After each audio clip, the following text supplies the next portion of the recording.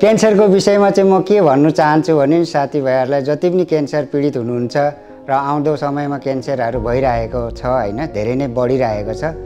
क्यान्सरमा चाहिँ मेन भनेको हामीले आत्मबल बलियो गर्नु पर्यो। अनि घरको फ्यामिलीबाट हैन, कसको अब बुढी हुन्छ, कसैको बुढा हुन्छ, कसैको आमा बाउ दाजुभाइ दिदीबहिनी, उहाँहरूको माया र डक्टरको सल्लाह, मेन डक्टरको सल्लाह औषधि फलो गर्नु पर्यो। त्यस पछाडि खाने कुरोमा चाहिँ एकदम नेचुरल खानु पर्यो। त्यसमा चाहिँ ब्यालेन्स कसरी मिलाउनु पर्छ भने प्रोटिन, फाइबर, कार्ब्स यो सबै मिलाएर खानु पर्यो। प्लस तपाईहरुले म क्यान्सर बिमार भयो भनेर लडिराख्ने हैन।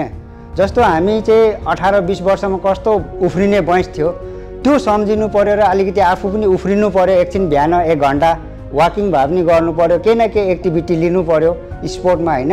जस्तो ब्याडमिन्टन हुन्छ, जिम गएर ट्रेडमिलमा हिँड्ने हुन्छ, कुनै पनि जस्तो योगा हुन्छ हैन, कुनै पनि गर्दाखेरि चाहिँ हामीलाई माइन्ड फ्रेस हुन्छ र क्यान्सर त्यो बिमार पनि बिर्सेर जान्छ। जति बिमार बिर्से त्यति आत्मबल बलियो भएपछि त्यो बिमार केही पनि हैन।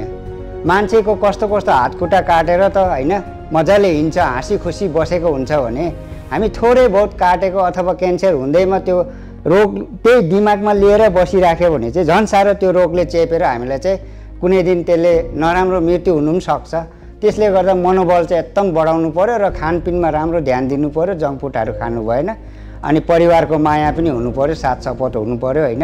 त्यसरी हुँदाखेरि चाहिँ क्यान्सर केही पनि हैन, नर्मलै हो क्यान्सर। अहिलेको क्यान्सर जसलाई पनि हुनु थालेको छ हैन। क्यान्सर केही पनि हैन, आत्मबल चाहिँ बलियो गराउनु पर्यो भन्नु चाहन्छु म चाहिँ।